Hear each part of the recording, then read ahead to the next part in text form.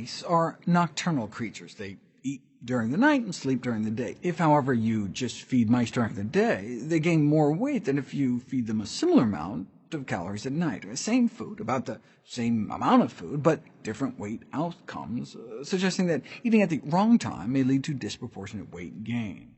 In humans, that would presumably mean eating at night. Weight management recommendations often include advice to limit nighttime food consumption, but this was largely anecdotal until it was first studied experimentally in 2013. Researchers instructed a group of young men to not eat after 7 p.m. for 2 weeks, compared to a control period where they continued their regular habits. After the night eating restriction, they ended up about 2 pounds lighter. This is not surprising, given that dietary records show they inadvertently ate fewer calories during that time. To see if timing has metabolic effects beyond just foreclosing eating opportunities, you'd have to force people to eat the same amount of the same food, just at different times of the day. The U.S. Army stepped forward to carry out just such an investigation.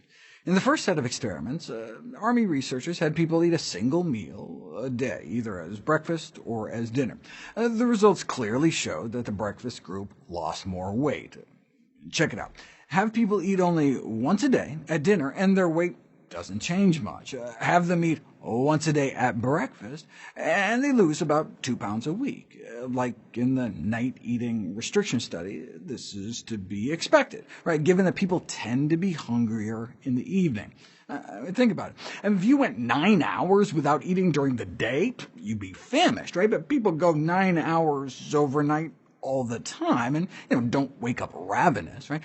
There's a natural circadian rhythm to hunger that peaks about 8 p.m. and drops down to its lowest level at about 8 a.m. Right?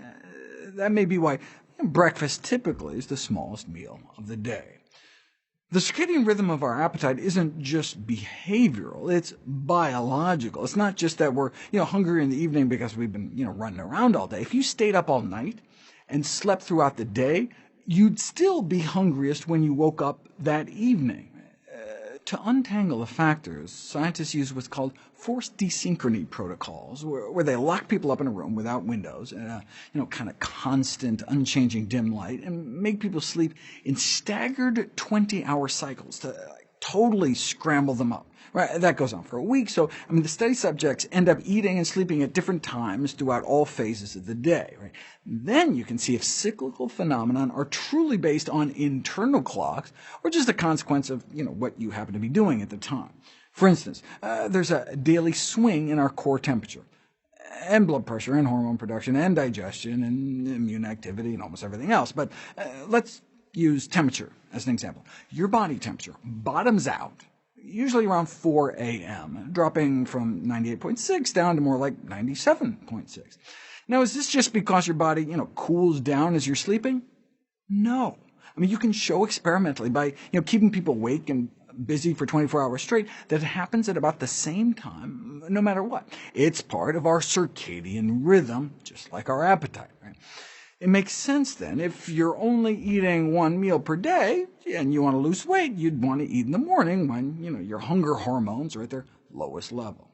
Okay, but then things start to get weird.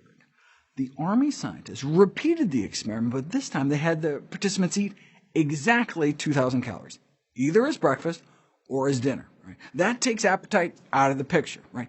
They were also not allowed to exercise. Same number of calories. So same change in weight, right?